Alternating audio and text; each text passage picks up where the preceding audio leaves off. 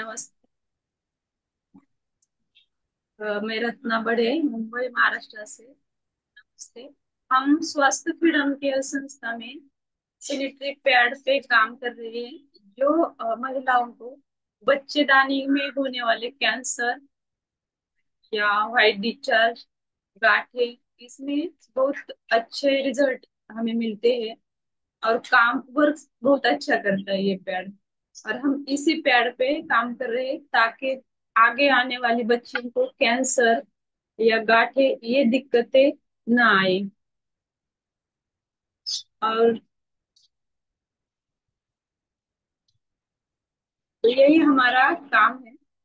और यहाँ सभी महिलाएं काम करती है, जो खुद पैड यूज करके खुद महसूस करते हैं कि हमें क्या कैसा लगता है, या यूज करने के बाद हम कितना कंफर्टेबल फील करते हैं, या रिजल्ट जो जो खुद यूज करता है वो तो अच्छे से बता पाता है, तो वो की आप बीती होती है। इसीलिए यहाँ महिलाएं ज्यादा काम करती है। और वो खुद यूज करती है, बाद में उनको खुद को जब अनुभव आता है कि मुझे क्या फायदे हुए, उसके बाद वही दूसरों को बताती है कि ये कितना अच्छा है और क्यों यूज करना चाहिए ये पैड, और कितना जरूरी है आज की। तो आज ये पैड यूज करना कितना जरूरी है बच्चियों के लिए या महिलाओं के लिए। अभी देखा जाए तो सभी महिलाएं हो या बच्चियां हो, यूट्रस की समस्या हर घर में है। हर घर में है।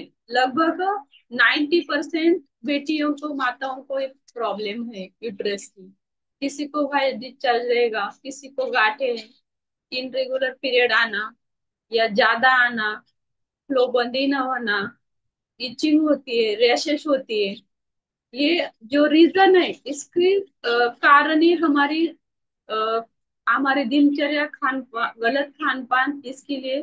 और दूसरा सबसे बड़ा एक कारण हमारा पैड है, जो कि हम जो यूज करते हैं, हम कभी देखते नहीं कि ये क्या है, कि इसमें क्या डला हुआ है, क्या क्या चीजें है, इससे हमारा स्वास्थ्य के लिए क्या नुकसान हो सकता है क्या। हम सीधा यूज कर लेते हैं बिना उसको जांचे परखे। तो इसकी वजह से अभी यूट्रस संबंधित बीमारियां बहुत ज्यादा तेजी से बढ़ रही है, बहुत ज्यादा। उसमें सबसे बड़ा कारण एक पैड है। तो ये महिलाओं में और बच्चियों में इसकी जानकारी होना या उन तक पहुंचना बहुत जरूरी है, क्योंकि आगे जाके ये बच्चियों के भी अभी यूट्रस निकाले जा रहे हैं, बच्चियों के भी। तो बहुत बड़ी समस्या है ये। तो ये जो प्रोडक्ट है, हर एक महिला यूज करे। पहले मैं तो कहूंगी खुद पहले यूज करे और अनुभव करे कि सच में ये इसमें क्या है। या यूज करने के बाद हमें खुद जब पता चलता है ना, तो हम दूसरे को विश्वास के साथ कह सकते हैं कि आप ये यूज करो, या इसमें क्या क्या बेनिफिट है। तो हर महिला की और हर घर की भी जरूरत है ये। और ये हम जितनी महिलाओं तक पहुंचा सके तो जरूर पहुंचाना, ये एक सेवा का भी काम होगा, क्योंकि इतनी बच्चियां या महिलाएं इस परेशानी से ग्रस्त है। तो अगर उन तक ये पहुंच जाता है तो उनकी, महिलाओं के तो लगभग 70-80% बीमारियां यूट्रस से ही ज्यादा होती है। क्योंकि एक महिला की सबसे बड़ी चीज तो उसका यूट्रस ही होती है, क्योंकि माँ बनना या उसको पीरियड आना ये बहुत बड़ी चीज होती है उसके लाइफ के लिए आगे के। तो अगर हम एक माँ या बहन बेटी को ये जानकारी देते हैं और उसको यूट्रस संबंधी बीमारियों से बचाते हैं, तो ये बहुत बड़ी सेवा भी समझ सकते हैं हम। तो सेवा भी होती है ये। सेवा भी है और आप इस पे काम भी कर सकते हो। इस प्लेटफॉर्म, ये बहुत अच्छा प्लेटफॉर्म है, जिसको सेवा करना चाहे उसका सेवा भी हो जाता है। और घर में बैठे महिला ऐसे हमारा वक्त ये होता है, तो उसमें हम खाली समय का सदुपयोग करके 1-2 घंटे जैसे मोबाइल पे हम एक काम भी कर सकते हैं। इसमें काम करने का भी कोई ये नहीं है कि आपको कहाँ जाना, नहीं, हमारे खाली समय में मोबाइल से हम ऑर्डर कर सकते हैं, हमारे घर पे किट आती है। और अगर भारत में हम कहीं भी भेजना चाहिए, विदेश में भी, तो हम ऑनलाइन उनको भेज भी सकते हैं। तो जो महिलाएं घर पे बैठ बैठ घर पे ही है, जिन्होंने जॉब छोड़ा है, ऑफिस छोड़ा है, या बच्चे छोटे हैं, तो वो अपने बच्चे परिवार संभालते संभालते उनके लिए ये बहुत अच्छा प्लेटफॉर्म है। और अपने हिसाब से अपने को जितना वक्त मिलता है हम उतना ही काम कर सकते हैं। ऐसा ये जबरदस्ती नहीं, आप इतना ही करो, ये सबसे बड़ी अच्छी बात इस प्लेटफॉर्म पे है। अपने अपने काम के हिसाब से हम कर सकते हैं, और कब करना है ये हम तय कर सकते हैं। कितना करना है ये भी हमारे ऊपर ही होता है।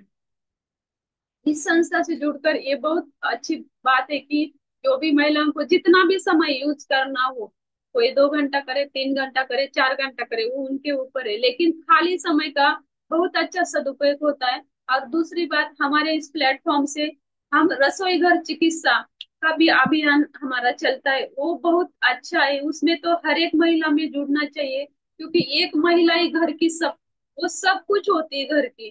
डॉक्टर भी वही होती है, सब कुक भी वही होती है, कपड़े यानी सब बोलो तो सब होती है। अगर सबसे बड़ी समस्या भी स्वास्थ्य की है, अगर एक महिला जागरूक होती है तो उसकी पूरी फैमिली स्वस्थ होती है।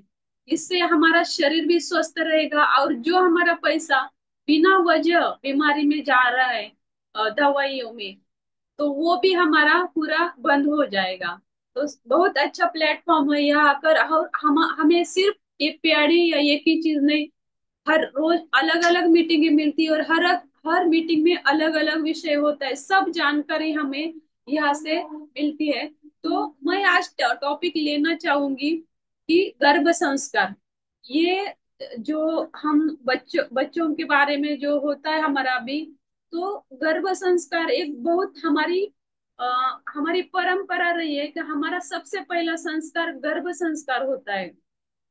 तो माताएं बहनें अभी वही भूली जा रही, इसीलिए अभी ये इतनी दिक्कतें आ रही है। या बेटा ही चाहिए, बेटी नहीं चाहिए, फिर गर्भपात करवाते हैं, तो उसकी वजह से उस माता को भी बहुत नुकसान होता है, क्योंकि बच्चा जब निकालना होता है तो वो तोड़ तोड़ के निकालते हैं, ऐसा उसका दिमाग तोड़ते हैं। फिर ये तो अगर हम उसमें डिटेल में जाए तो बहुत बुरा लगता है, क्योंकि हमारा ही बच्चा हम इतना ये करके तोड़ते हैं। और वो जबरदस्ती निकाला हुआ बच्चा, माता के यूट्रस के भी बहुत नुकसान होता है। और हमारे शास्त्र में और पुराण में इतना कहा गया है कि जो बच्चा माँ के कोख में होता है ना, अगर उसको ये करते हैं ना तो ब्रह्म हत्या का पाप लगता है। साधु संत तो कहते हैं उस महिला के हाथ का खाना भी नहीं खाना चाहिए। तो देखो, ब्रह्म हत्या का पाप यानी कितना बड़ा पाप लगता है, जब हम यूट्रस में एक बच्चे को मार के निकाल लेते हैं, क्योंकि हमें नहीं चाहिए। तो हमारी परंपरा, हमारी संस्कृति में इतना अच्छा है कि आपको बेटी चाहिए या बेटा आपके हाथ में है। अभी हमारे जो बच्चे पैदा हो रहे हैं वो एक्सीडेंटली हो रहे हैं, ना हमें पता है, ना गर्भ संस्कार का पता है, ना हमें क्या चाहिए कब नहीं। हम ऐसे ही मजे मजे बच्चे हो रहे, तो आगे जाके वो बच्चे बच्चे के संस्कार भी वैसे ही पड़ जाते हैं। तो क्यों ना हम ऐसा खुद ही, हमें क्या चाहिए वो हमारे हाथ में होता है, तो हम आगे की ये सारी विपत्तियां बच्चे को मार देना, वो महिला के यूट्रस को भी इतनी नुकसानदायक रहती है, वो जन्म भर वो मरते दम तक वो झेलती रहती है। कितनी माताओं के फीडबैक है कि ये करने के बाद किसी की ब्लीडिंग ही नहीं रुकती, किसी का इन्फेक्शन अंदर जख्मी हो जाती, वो इतने दिन तक झेलती रहती है। क्योंकि देखो, शरीर अपनी अपने नेचर से जो होगा ना वो सही होगा। जब डिलीवरी का वक्त आता है, वो बच्चा होने में दिक्कत नहीं होती, नॉर्मली सब होता है, उसका दूध आएगा, सब नॉर्मली हो गए। लेकिन हम शरीर के साथ जब छेड़खानी करते हैं तो प्रकृति हमें बख्शती नहीं कभी भी, उसकी सजा हमें जरूर मिलती है। और मैंने ये संतों से यहाँ तक सुना है, जो माताएं और जो लोग बच्चों का ये करते हैं, अगले जन्म में वो तरसते हैं बच्चों के लिए, उनको बच्चे नहीं होते। तो ये बात अगर आप सोचो दिल से तो बहुत खराब बात है। तो हमें हमें ऐसा नहीं है, आप चाहो आपको बच्चे या कितनी चाहिए, बच्चे अपने हाथ में, हमें बच्चा भी कैसा चाहिए हमें। जैसे कि कोई बच्चे शूरवीर या पराक्रमी होते हैं, शिवाजी महाराज, महाराणा प्रताप, कई कई ज्ञानी होते हैं। तो ये कैसे आए, हम चाहे जैसा बच्चा हम माँ कोख में धारण कर सकती है और धरती पे ला सकती है। ये जो हमारी परंपरा है भारतीय संस्कृति की, वो बहुत अच्छी है। और हम उससे दूर जाते रहे हैं, और ये पाश्चात्य अनुकरण के कारण ही आज हमारी ये दयनीय स्थिति हो गई है। ना बच्चे हमारा कहना मानते हैं, ना हम जैसा बच्चा चाहे वैसा ला पाते। क्योंकि इस इस अभी युग में तो बहुत गड़बड़ हो चुकी है, इससे हम पूरे दूर जा चुके हैं। तो मैं आज यही गर्भ संस्कार के बारे में, उस दिन टॉपिक था तो बहुत महिलाओं के क्वेश्चन आए थे, तो कैसे, तो आप चाहे तो सब नोट कर लेना। एक देखो आपके पास होगा ना, आपके दिमाग में लिखोगे ना पड़ जाएगा, और आपके बुक में थोड़ा लिखा हुआ होगा ना, तो आप किसी को महिला को होगा तो आप तुरंत बता दोगे। क्योंकि हम जब ज्ञान से दूर होते हैं ना तभी हमें तकलीफ होती है। हमारे दुख का कारण ही अज्ञान है। जब हम ज्ञान प्राप्त करते तो दुख का कोई कारण ही नहीं होता। तो आज हम यही जानेंगे, आप चाहे तो नोट डाउन कर लेना। ऋतु काल में गर्भाधान का उत्तम समय, इस टॉपिक पे हम करेंगे, और लिख लेना है सबको, मेरी ये पूरी विनती है। और मुझे ग्रुप में लिखा हुआ मिलना चाहिए। सभी नोटबुक और पेन ले लीजिए। मैं एक एक लिख के दूंगी आपको, ठीक है। ये पूरा चैप्टर ही चाहे और दो तीन मीटिंग ले लो, क्योंकि ये आने वाले भविष्य के लिए बहुत जरूरी है। आज जो बच्चे हमारे पैदा हो रहे हैं, या आगे जो उनका भविष्य कैसा होगा, इसके बारे में हम कभी सोचते नहीं। बच्चा होने के बाद में फिर वो ऐसा है वैसा है करने से अच्छा, वो हम गर्भ में रखने के समय ही उस पे पूरा काम कर दे, तो आगे आपको जिंदगी भर परेशानी नहीं होगी। जो 9 महीने में कर सकते हो ना आप, वो आगे कितने भी सालों में नहीं कर सकते। वो भी मैं लिख के देती हूँ। आपको पहले थोड़ा सा लिख लो। देखो, अनुचित मुहूर्त में किया गया गर्भाधान अनुचित परिणाम लाता है। यानी अयोग्य वेळी के, मराठी आते मेरी, यानी अनुचित समय में किया गया गर्भाधान अनुचित परिणाम लाता है। जैसे कश्यप ऋषि और दिति द्वारा अनुचित समय पर किए हुए समागम से हिरण्याक्ष और हिरण्यकश्यप का जन्म हुआ। क्योंकि उस समय संध्या का समय था। उस समय उन्होंने मांग की कि मुझे करना है। ऋषि थे, वो ना कर रहे थे, लेकिन उन्होंने माना नहीं। उसका नतीजा दो इतने बड़े ये जो उन्होंने जो किया, हिरण्यक्ष और हिरण्यकश्यप, आप सब पता ही होंगे। तो ये गलत समय पे हुआ गर्भाधान के नतीजे, क्यों बच्चा कैसा आता है। हालांकि वो संत थे, कश्यप ऋषि मुनि थे, फिर भी तो गर्भाधान का हम थोड़ी इसमें समझ जाएंगे कि कितना इम्पोर्टेंट है। दूसरी बात, माँ के गर्भ में, ये चाहे तो पॉइंट आप लिख लीजिए, बहुत अच्छे है, मैंने नोट डाउन करके लिखे क्योंकि मुझे बहुत इंपॉर्टेंट लगे। और मेरी सच में इच्छा है कि आप भी नोट डाउन करें तो बहुत अच्छा होगा। क्योंकि देखो, सुन के सब भूल जाएंगे हम लोग, बाद में जब भी याद आता है आग पड़ेगी। किसी को भी, आप जिनको बच्चे नहीं करने अभी, लेकिन उनकी बेटी है भाई, आगे लोगों को भी हम दे सकते हैं। माँ के गर्भ में मात्र शिशु का शरीर ही नहीं, बल्कि उसका स्वभाव, चरित्र, संस्कार, यानी संपूर्ण व्यक्तित्व भी निर्मित होता है। ये एक बात कितनी अच्छी है।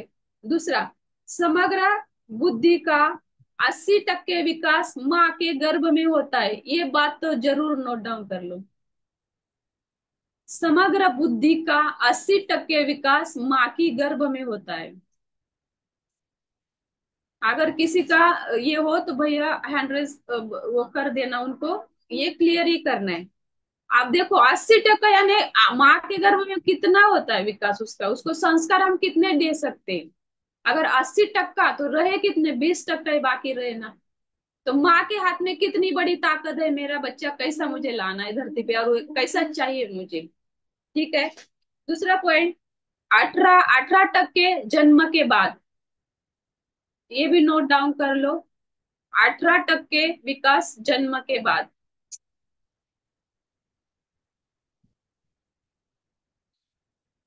किसी का रहेगा तो ये डाल दे, मैं ये कर दूंगी।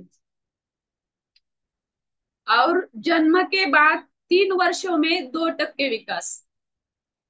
तो बच्चे की नींव कहाँ बनती है, आप थोड़ा सोच लो। जन्म के बाद 3 वर्ष में 2% बाकी का विकास, यानी 80% विकास माँ के गर्भ में, 18% जन्म के बाद, और 2% 3 वर्ष में, 3 साल में बच्चे के। ठीक है। और एक पॉइंट लिख लो, गर्भस्थ शिशु के दिमाग में, गर्भस्थ शिशु के दिमाग में प्रत्येक क्षण लाखों की संख्या में नए कोष बनते हैं। गर्भस्थ शिशु के दिमाग में लाखों संख्या में नए कोष बनते हैं।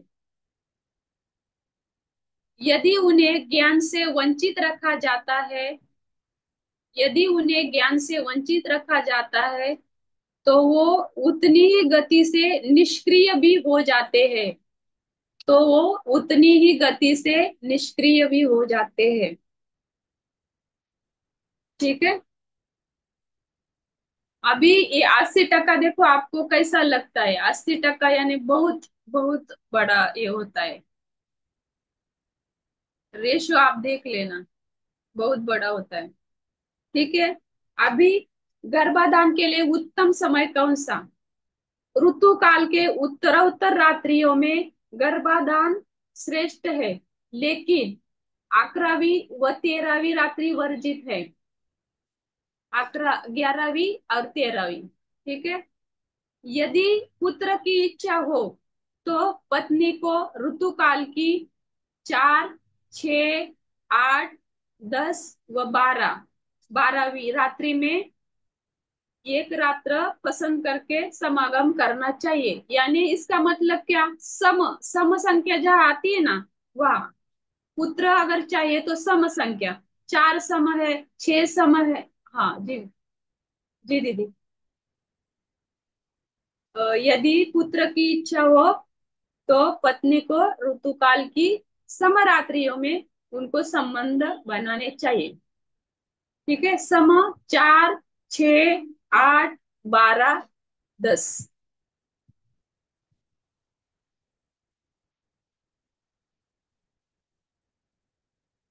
हो गया दीदी।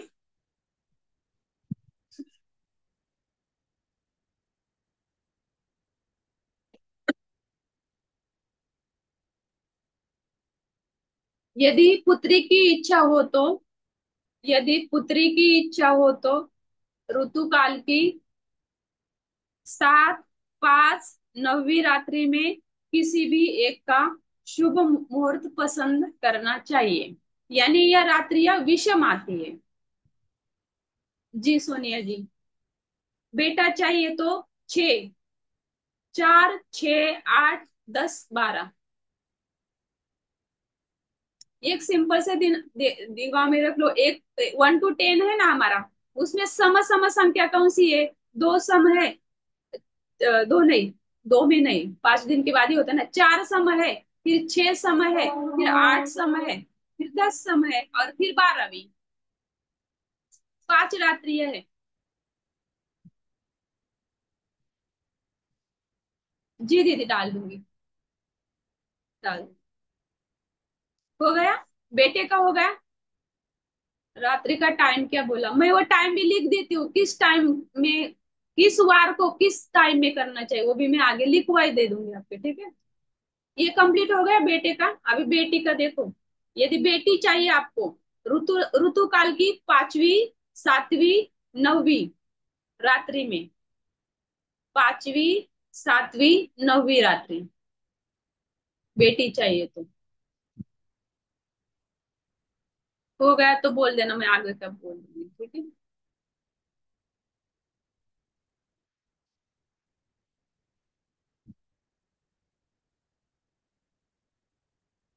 यानी क्या, यदि पुत्र की इच्छा हो तो ऋतु काल की, ये पुत्री की हो तो 5वीं, 7वीं, 9वीं, यानी सम और विषम है या दोनों भी। बेटा चाहे तो समरात्रि, बेटी चाहे तो विषम रात्रि। ठीक है। कृष्ण पक्ष के दिनों में गर्भ रहे तो पुत्र, व शुक्ल पक्ष में गर्भ रहे तो पुत्री पैदा होने की संभावना ज्यादा होती है। हमारे दो पक्ष होते हैं ना, उसमें ये भी लिख लो। कृष्ण पक्ष के दिनों में गर्भ रहे तो पुत्र, व शुक्ल पक्ष में गर्भ रहे तो पुत्री पैदा होने की संभावना होती है।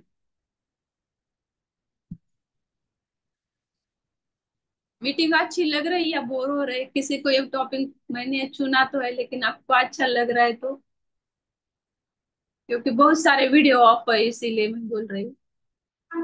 नहीं तो टॉपिक चेंज कर देते।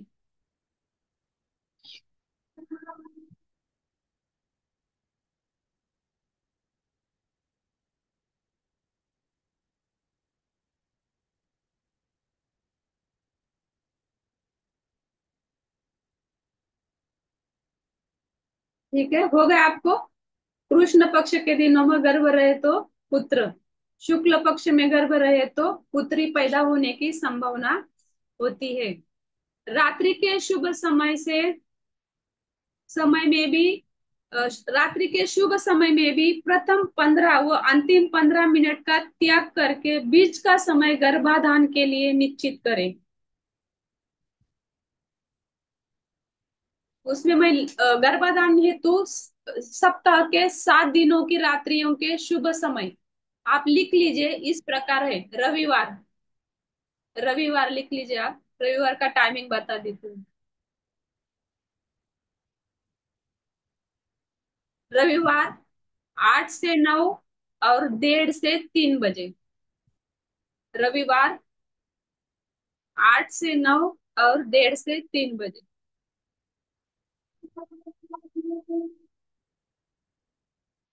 हो गया। रविवार 8 से 9 और 1:30 से 3 बजे तक।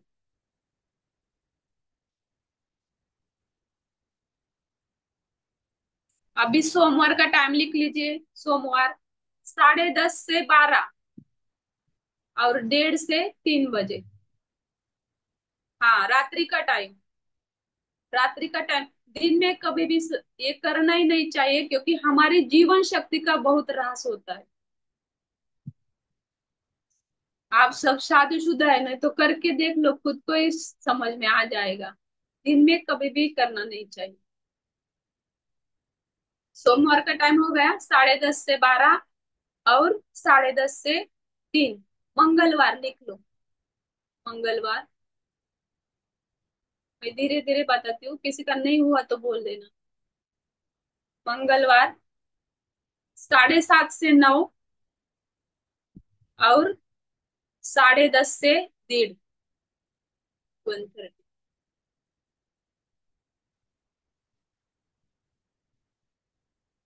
मंगलवार 7:30 से 9 और 10:30 से 1:30 बजे।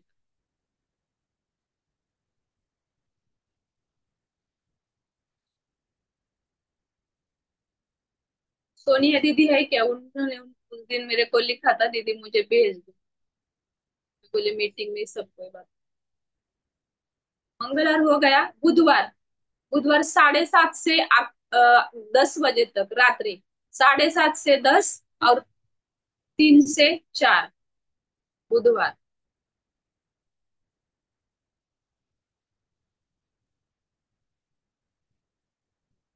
बुधवार। गुरुवार लिख लीजिए। गुरुवार 12 से 1:30 बजे तक। गुरुवार 12 से 1:30 बजे तक।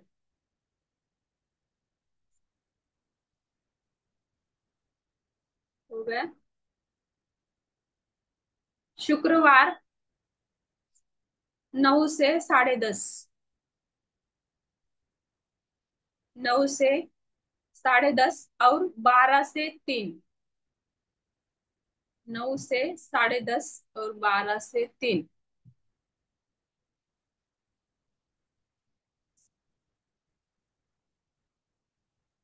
शनिवार 9 से 12। शनिवार 9 से 12। ये गर्भाधान हेतु 7 दिन, सप्ताह के 7 दिन के रात्रियों के शुभ समय मैंने बताया। ठीक है। रात्रि के समय कम से कम 3 दिन पूर्व ही निश्चित कर लेना चाहिए। निश्चित रात्रि में संध्या होने से पूर्व पति पत्नी को स्नान करके स्वच्छ वस्त्र पहनकर सदगुरु या इष्ट देव की पूजा करनी चाहिए। जी दीदी। गर्भाधान एक प्रकार का यज्ञ है, इसलिए इस समय सतत यज्ञ की भावना रखनी चाहिए। प्रीति जी क्या रिपीट करना है, लिख दीजिए एक बार।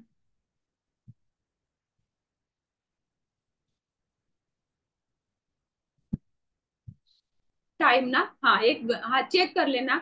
रविवार 8 से 9 और 1:30 से 3 बजे तक। सोमवार 1:30 से 12 और 1:30 से 3 रात्रि। मंगलवार 7:30 से 9 और 10:30 से 1:30 बजे तक। बुधवार 7:30 से 10 और 3 से 4 बजे तक। गुरुवार 12 बजे से 1:30 बजे तक। शुक्रवार 9 बजे से 10:30 तक और 12 से 3 तक। शनिवार 9 से 12। ठीक है। गर्भाधान एक प्रकार का यज्ञ है, विलास की दृष्टि नहीं रखनी चाहिए।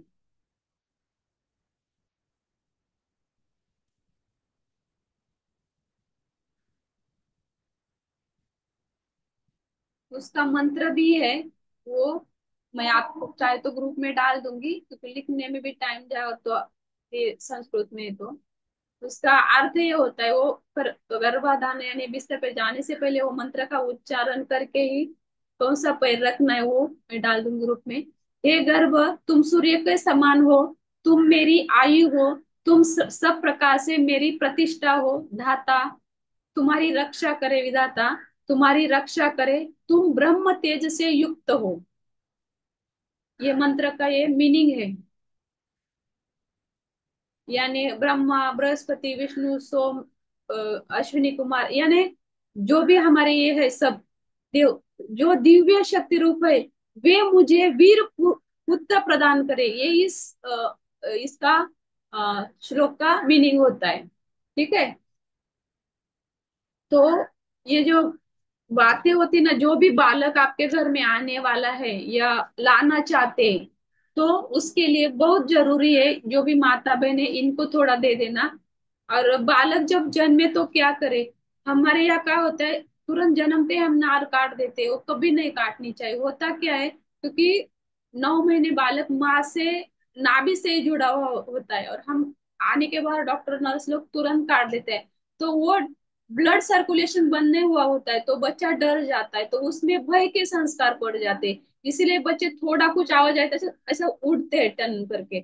जब भी उसका ब्लड सर्कुलेशन बंद हो जाए बाद में ना भी काटनी चाहिए, तब तक नहीं काटनी चाहिए। तो क्योंकि वो बंद हो जाता है थोड़ी देर, 5-7 मिनट के बाद जब ब्लड सर्कुलेशन बंद होता है जाता है तो डेड होती है। जैसे नाखून कैसे हम काटते हैं, हमें दर्द नहीं होता, बाल भी काटेंगे तो क्योंकि ये नहीं होता, ब्लड सर्कुलेशन है, तब हम उधर काटेंगे तो दर्द होता है, और वो हमारे सबकॉन्शियस माइंड में वो डर बैठ जाता है। तो बच्चा जिंदगी भर ऐसा डरता रहता है। तभी कभी भी आपके यहाँ डिलीवरी हो, डॉक्टर्स हो या दाई जो भी हो, उनको पहले बता देना हमारे बच्चे की नाल तुरंत नहीं काटे। जब ब्लड सर्कुलेशन पूरा बंद हो तब भी बच्चे की नाल काटना है। और बच्चा पैदा होने के बाद भी जब भी वो होता है नाल काटने के बाद, वो पहला बच्चा उसकी पापा के गोद में देना है। और उसमें भी हमारे यहाँ मंत्र है, बच्चे के कान में संस्कार की ये बातें पढ़ने से पहले उसके कान में उसके पापा बोलेंगे ओम अश्वा भव, ओम हिरण्यमस्तुम भव, ओम परशु भव। इसके मीनिंग भी मैं आपको लिखवा देती हूँ। जब भी बच्चा हो तो उसको नाल काट के साफ सुथरा करके पापा के गोद में देना। तो उसमें 7 बार पहले ओम का गुंजन करना है। ओम ओम ओम ओम ओम ओम तू अश्मा भव, ओम ओम ओम ओम ओम ओम तू परशु भव, ओम ओम ओम ओम ओम ओम तुम हिरण्यमस्तु भव। ये उसका पिता उसकी कान में बोलेगा। ठीक है। और इससे क्या होता है, तू परशु भव यानी कुल्हाड़ी की तरह विघ्न बाधाओं का सामना करने वाला बनना। बच्चों को आते ही ये संस्कार डाल दिए जाते हैं। तू पाषाण की नाई, आशमा भव यानी क्या, आशमा यानी पाषाण, पाषाण की तरह तू अड़िग रहना। यानी विघ्न बाधाओं में जो भी आता है पाषाण की तरह तू अड़िग रहना, ये उसका मीनिंग होता है। और 7 बार ये बोलना होता है हिरण्यमस्तम भव, मेरा क्या होता है, मेरा भी ये हो रहा है, मीटिंग एडमिन के ना थोड़ा प्रेशर आता है तो मेरे शब्द अभी लड़खड़ा जाते हैं। हिरण्या मस्तुंभ यानी क्या, तू सुवर्ण के समान चमकने वाला बन। और सबसे पहले बच्चे के कान में ओम ही जाना चाहिए, क्योंकि ओम हमारे मंत्रों का राजा है, सभी मंत्रों का राजा है। और भगवान श्री कृष्ण गीता में कहते हो, अक्षरों में ओम मैं हूँ। तो ओम की पावर कितनी आप समझो। ठीक है। और ये बातें हुई। और बच्चे के मुंह में बाकी कुछ डालने से पहले बच्चे के मुंह में ये हमारी ये है ना हनी, मध और घी भी मिश्रण करने, इसका समान मिश्रण विष का काम करता है। ये दोनों की मात्रा अलग अलग रखो, समान नहीं, विषम मात्रा में लेके सोने के सलाई से बच्चे के जीवा पे अगर आप ओम लिख देते हो ना, वो बच्चा एकदम प्रभावशाली और दबंग निकलेगा।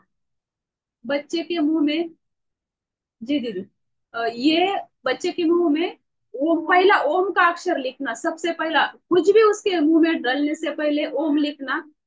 और सलाई सोने की ना मिले तो चांदी की लेना, उसको सोने का पानी लगा लेना, एक सलाई बना ले तो हमारे कितने लोगों के काम में आती है। बच्चा क्या, घर में कितने बच्चे आते, तो ये करना तो बच्चा देखना आगे जाके कितना प्रभावशाली या अलग ही उसका रहता है। ठीक है। और माँ जब बच्चे को स्तनपान कराए तो कराने से पहले धो ले तो स्तन, और पूर्व दिशा की ओर मुख करके बच्चे को स्तन पान कराए। और वो धो के पहला थोड़ा दूध निकाल दे, बाद में ही उसको पिलाए। ठीक है। और बच्चे को पहला दाहिने स्तन का पान कराए, पहला दाहिने स्तन का। हमारे यहाँ बोलते हैं ना, एक पानी का है और एक भूख का है, अन्न का और पानी का, ये उसमें होता है। ठीक है। अभी किसी को कुछ अगर पूछना हो तो भाई आप पूछ सकते हो, हैंड रेस करके। गोविंदा या,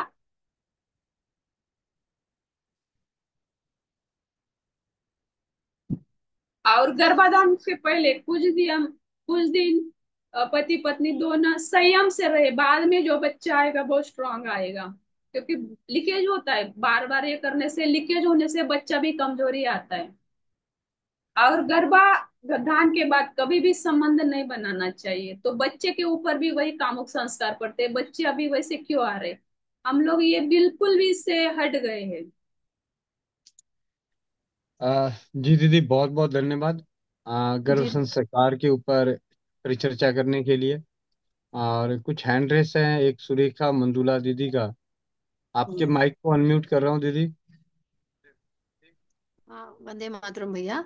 एक्चुअली मैं मिस हो गई, अभी ज्वाइन किया। बहुत बहुत धन्यवाद दीदी, बहुत अच्छा टॉपिक बताया आपने, मैं रिकॉर्डिंग देखूंगी।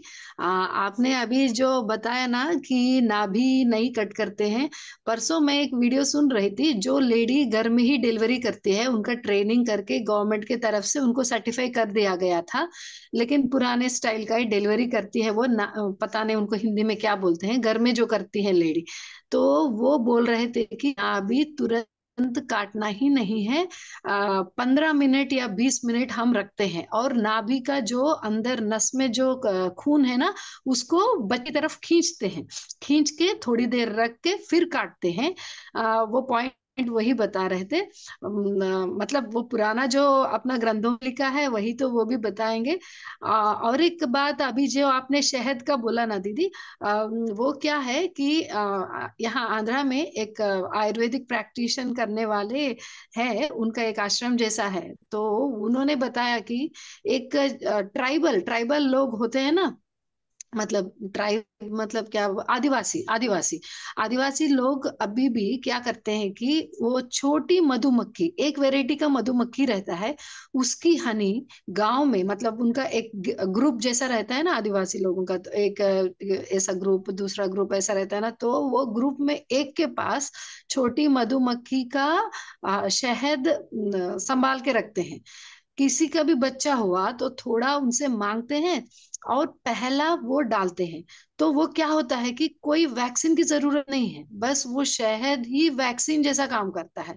उन्होंने तो नाम बोलने से इनकार कर दिया, अभी मैं बोल दूंगा तो ये इसका पेटेंट करेंगे, ये मधुमक्खी को ऐसे जंगली में उगा हुआ शहद काम करता है, उसको लाएंगे पालेंगे, वो सब करेंगे, पूरा कमर्शियलाइज कर देंगे। वो नहीं होना चाहिए। वो खुला में जंगल में जब वो मधु मधु करता है तो वो उसका पावर अच्छा होता है, तो वो वाला वैक्सीन जैसा काम करता है, इसीलिए वो शहद डालते हैं। अ, कोई अभी तो हम तुरंत, जैसे बच्चे पैदा होता है पूरा लिस्ट रहता है कि ये वैक्सीन डालो, ये वैक्सीन डालो, तो वो कोई वैक्सीन की जरूरत नहीं है। और मेरे बच्चों को भी एक होमियो डॉक्टर के पास में जाती थी, तो बड़े लड़के को तो दे दिया था, लेकिन छोटे लड़के को बहुत सारे वैक्सीन मैंने भी नहीं दिया, नहीं दिलवाया, क्योंकि उन्होंने बोला नेचुरल जो अपना रेसिस्टेंस मतलब रोग निरोधक शक्ति जो होती है ना, वो वो अपने आप से होना चाहिए। वो जो बैक्टीरिया वायरस को एक्सपोज होके होना चाहिए। अगर हम पहले से ही वैक्सीन डाले बच्चे ये करने से, तो उनकी ना वो रेसिस्टेंस पावर बहुत ये हो जाता है। इसीलिए छोटे बच्चों को पहले जमाने में हर किसी का नाक बहता ही रहता था, ताकि वो धूल में खेलते थे, मिट्टी में खेलते थे, हर तरह की बैक्टीरिया वायरस से संपर्क में आके बॉडी खुद की रेसिस्टेंस डेवलप करती है। अभी तो हम लोग ऐसा हो गया है अपना लाइफस्टाइल या घर का माहौल की पूरा पोछा, उसमें भी फिनाइल डालो, लिक्विड डालो, केमिकल डालो, सब जगह यही करो। बच्चों को चप्पल पहना के ही बाहर बेचते हैं, कभी धूल मिट्टी में छोड़ते ही नहीं है, ऐसे खुला जगह रहा ही नहीं अभी तो। है तो अभी पूरा केमिकल का हो गया है, तो रेसिस्टेंस का नाम ये हो जाता है, इसीलिए वैक्सीन भी देना पड़ता है। अभी तक तो मेरा बच्चा ठीक है। थोड़े मैंने दिलवाए थे वैक्सीन, बहुत सारे, मतलब 3-4 शायद, जो उनसे उनसे जब इंफॉर्मेशन पता चला तो मैंने रोक दिया, जैसे कि चिकन पॉक्स का अभी तक उसको नहीं दिलाया। तो समर जब भी आता है होमियो डॉक्टर से पूछती हूँ थोड़ा बहुत, एक दो मतलब प्रिवेंटिव, मतलब आने से पहले थोड़ा कुछ ले सके, वो अभी यूज कर रही हूँ अभी तक। भगवान करे उसका रक्षा सबका भी। जी धन्यवाद दी सबका।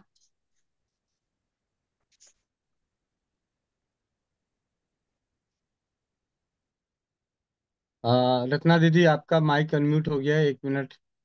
अनम्यूट कर रहा हूँ, 1 मिनट। जी रत्ना दीदी। नहीं भैया, हो गया।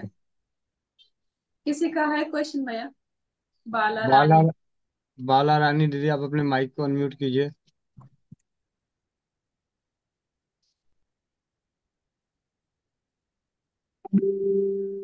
बाला रानी दीदी, आप अपने माइक को अनम्यूट कीजिए।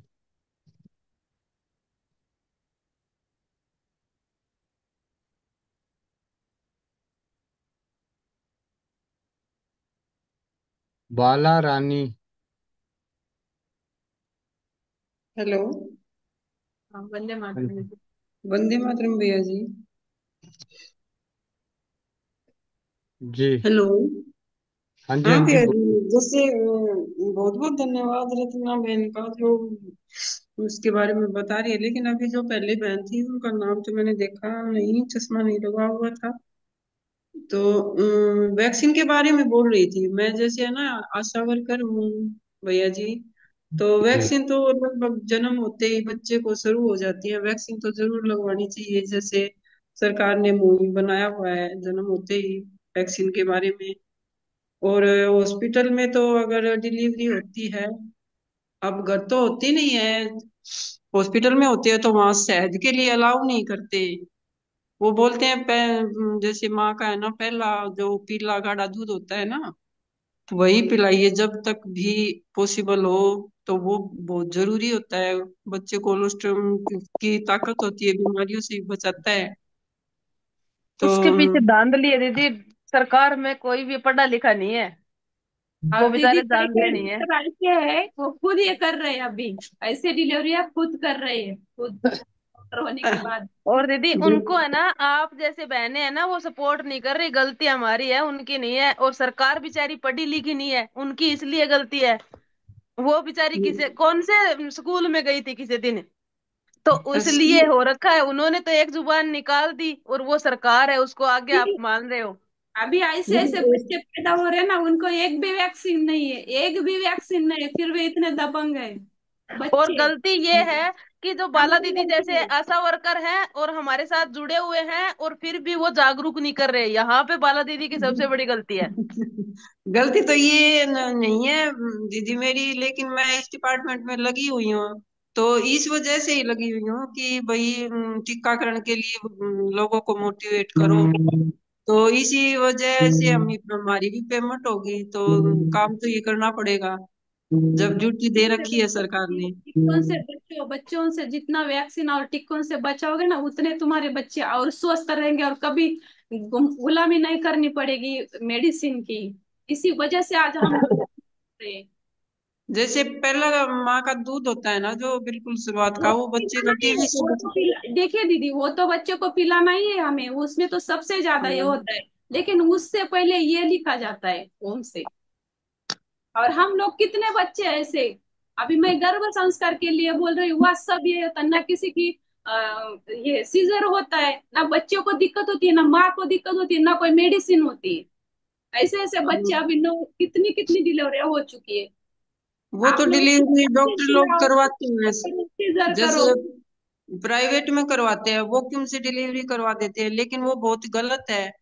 बच्चे जी का सिर को पकड़ना वैक्यूम से वो बहुत गलत है, इसके लिए सरकार भी कर तो रही है, लेकिन जो गवर्नमेंट है हॉस्पिटल वहां पे नहीं करते यूज इसको। उनको प्राइवेट वाले तो हमें पैसा उनको कमाने के उनको लिए लगे हाँ, रहते हैं। वो तो रहते सरकारी में, उनको अगर नॉर्मल डिलीवरी करने के उनको पॉइंट रहते। इसीलिए प्राइवेट से में जाने से अच्छा सरकारी में जाना, कभी भी बचे कम से कम काटेंगे तो नहीं, कम से हाँ कम हाँ। तो नहीं, 3 दिन भले मेडिसिन खा ले, इंजेक्शन लगा ले, बात अलग है। तो ये हाँ आपके ऊपर है, आपको आपकी फैमिली को कितना बचाना है गलत चीजों से। और इतना सा छोटा शिशु हम उसको महीना सवा महीने यानी कि पानी भी नहीं देते, बाहर की चीज भी नहीं देते, उधर जो चाहे वो उसके अंदर डाल देते हैं। हाँ कितना सरकार लेट, को भी। डिलीवरी के बाद तो हमारे यहाँ तो खैर दीदी ये दीदी वो मैंने हैंड रेज किया था, रत्ना दीदी एक मिनट में बोलना चाह रही हूँ। ये सरकार वाला धंधला छोड़ो, हमें इसको पकड़ना ही नहीं है, हमें सिर्फ माओ को हमें क्या समझाना करना है, है। हमें क्या ठीक है। करना है, हमें क्या हाँ चाहिए। जी, हमें क्या करना है वो चीज है। आगे की बात मैं ये लेना चाह रही थी दीदी कि माँ को जो दूध पिलाते समय कौन कौन सी सावधानी रखनी चाहिए, दो टॉपिक आज चला हुआ है तो इसको ले लो आप, मैं तो इसलिए हैंड रेज किया था।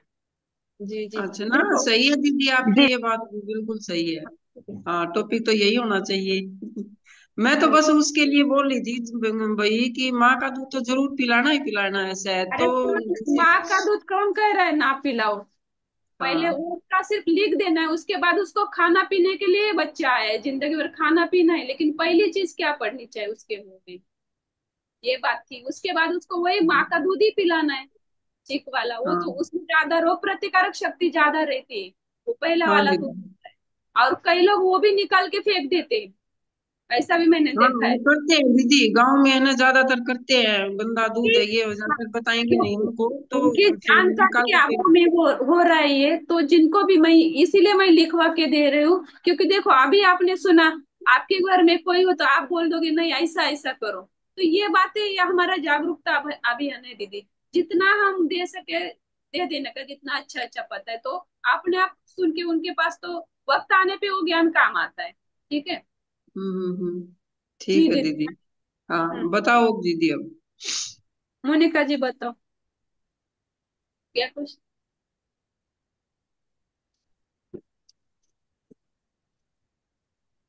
माइक माइक भैया उनका माइक ऑन कीजिए ना। जी दीदी, मैं तो दीदी ये बोलना चाह रही थी कि जैसे सावधानी रखनी होती है ना बच्चे को दूध पिलाते समय, तो आप टॉपिक ये चल ही रहा था तो इसके साथ ये ले लो कि बैठ के पिलाना है, और सिर धोने के तुरंत बाद नहीं पिलाना, फ्रेश होने से पहले दूध नहीं पिलाना। तो हाँ जैसे माँ को फ्रेश आ रहा है उस टाइम अगर बच्चा रो रहा है तो रोने दो, पहले वो फ्रेश होके ही दूध पिलाए। अगर बहन भाई ने संभोग किया उसके बाद अगर बच्चा रो रहा है तो उसको दूध नहीं पिलाना, चाहे वो रो रहा है आप उसको कैसे ही चुप कराओ पर वो उस समय का दूध उनको नहीं पिलाना। ये जानकारी भी आप लिखवा रहे थे तो मेरे को लगा कि साथ में हम एड ऑन करवा दें ताकि बिल्कुल। साथ में ही रहे। जी बिल्कुल। जी दीदी। और सर्दी जुकाम, अब ठंड वाला समय चल रहा है ना, तो अब अगर गीले सिर में दूध पिलाएगी तो बच्चे को पक्का ठंड सर्दी लगेगी। हाँ सर्दी। जी। अगर सिर खुला है माँ का और दूध पिलाने बैठी है तो पक्का ठंड लगेगी। तो वो दिमाग में मेरे चल रही थी बात, तो हम साथ में लिखवा दें, ये था दीदी। बहुत अच्छा दिया, क्योंकि एक टॉपिक ही कंप्लीट हो जाएगा ना, क्लियर। ये जी बहुत दीदी। अच्छी है। और माँ जो भी खाती है वो बच्चे के पेट में भी असर होता है। अगर कुछ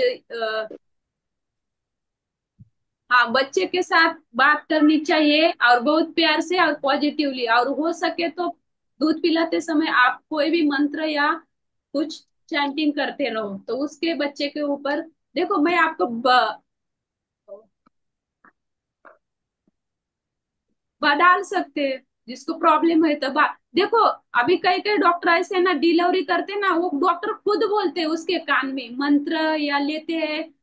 वीडियो पे कई कई वायरल हुई थी, खुद डॉक्टर होते हैं, लेकिन वो उस बच्चे को पूरा मंत्र के उच्चारण में ही है, क्योंकि संसार की बातें तो बाद में पढ़ने वाली, लेकिन ये भगवान का है, उसके पहले ही जाएगा तो बच्चा अलग निकलता है, वो अलग। जी। उस बच्चे को हमें और दी, अलग से एक देने चीज की और है, जो जरूरत अभी दूध पिलाने वाली बात है ना, पहला दूध निकालने वाली बात है, वो भी गलत नहीं थी दीदी। उसका भी ये हम विरोध नहीं कर सकते कि दूध निकालने वाला, उसके पीछे कारण होता है। अपने राजदाई गांव की होती थी ना, वो समझदार होती थी।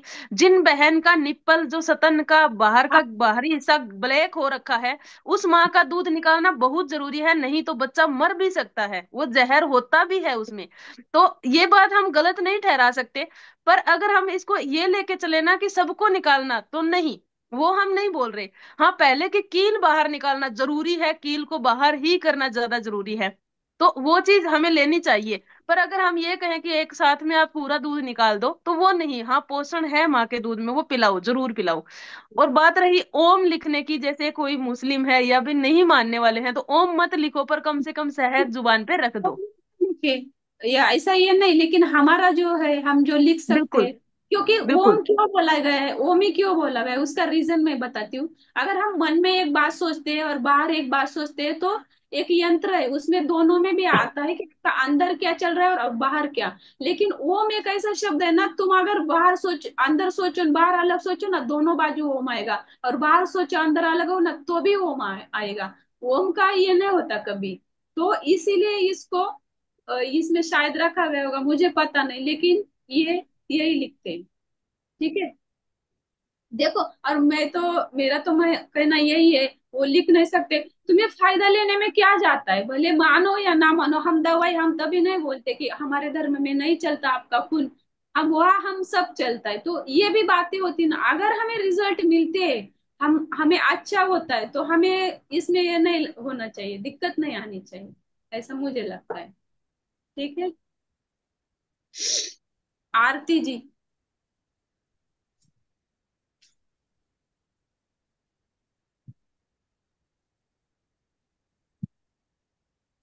भैया आरती जी को माइक माइक चालू करो। माइक अनम्यूट कीजिए आरती जी।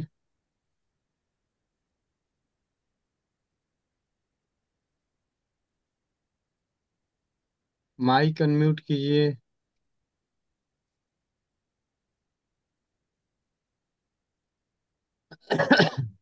आरती जी, माइक अनम्यूट कीजिए। हाँ।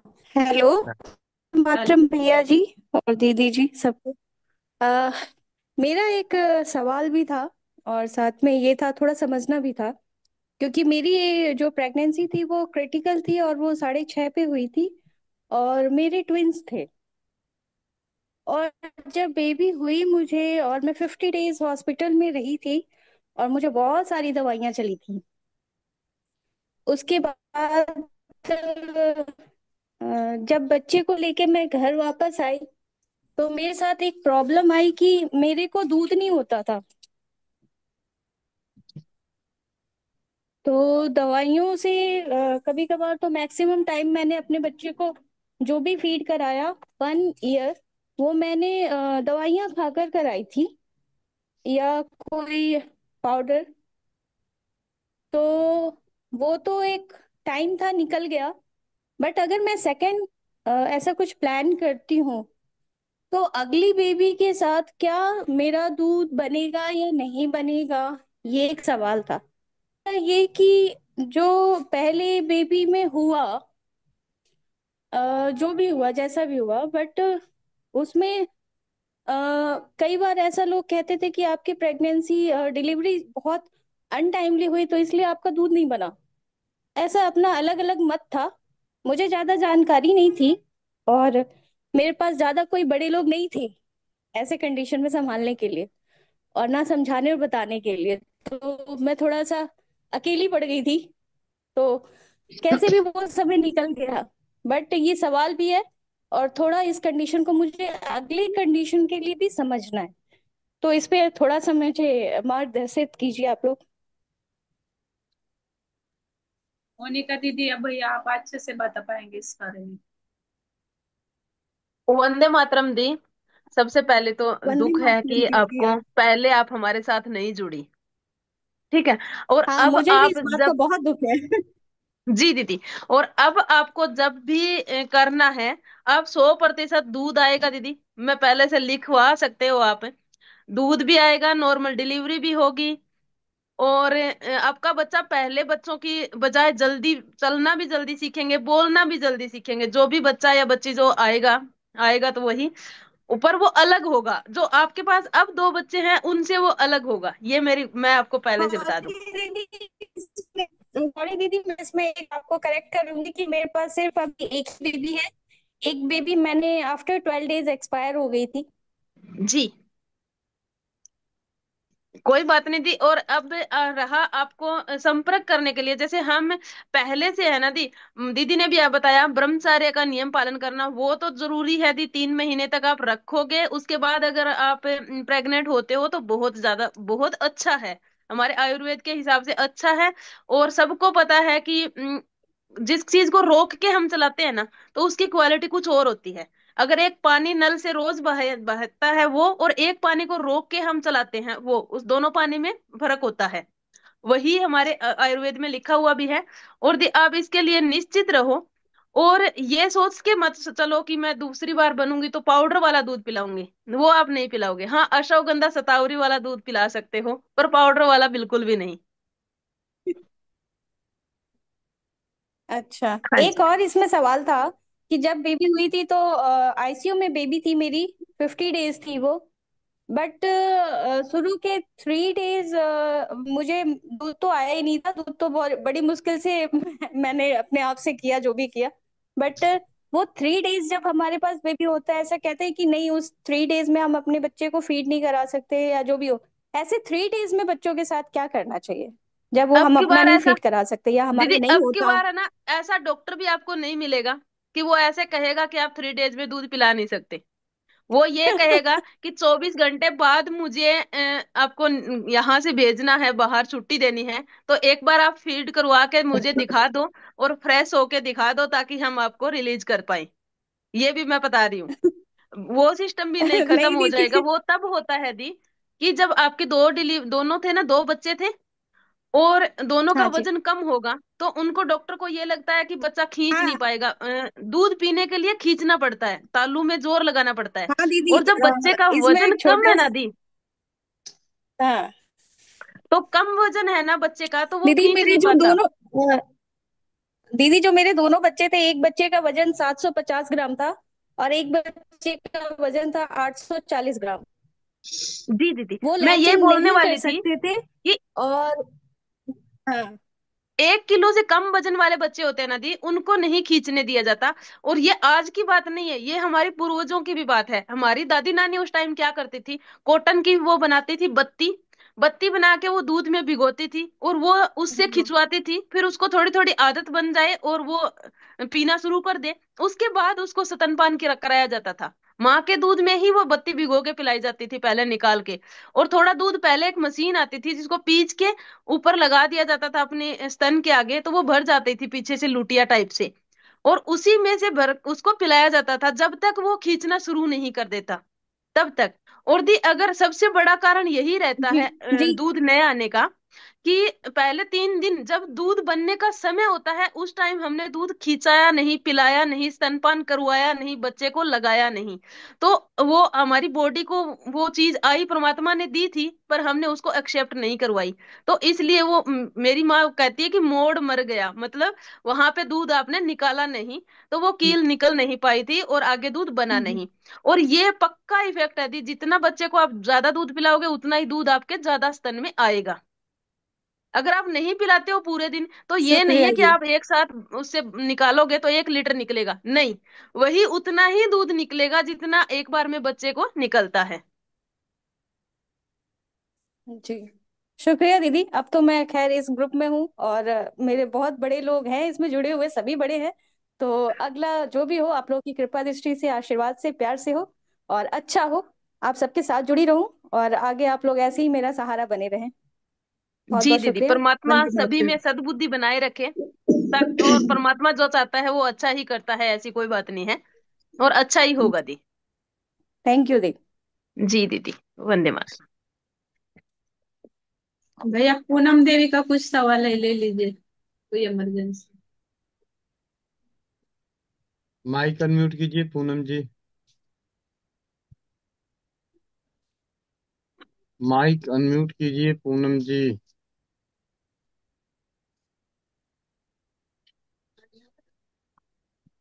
माइक अनम्यूट कीजिए।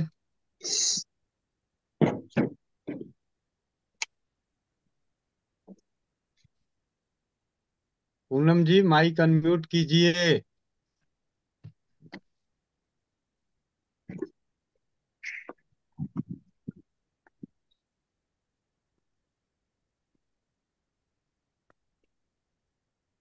अनम्यूट करके म्यूट क्यों कर दे रहे हो? माइक अनम्यूट कीजिए।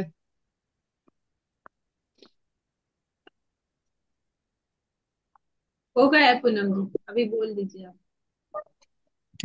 हेलो। वंदे हाँ, मातरम भाई जी। हाँ जी भाई बोलिए। जी एक क्वेश्चन है, मेरी आवाज आ रही है? हाँ जी। भाई जी एक ना वो लेडी है, 7 मंथ की प्रेगनेंसी है जी उसको। तो उसकी 7 मंथ 21 तारीख से स्टार्ट हुआ था जी। तो उनकी ना जो ब्लीडिंग है ना अब तक चल रही है जी।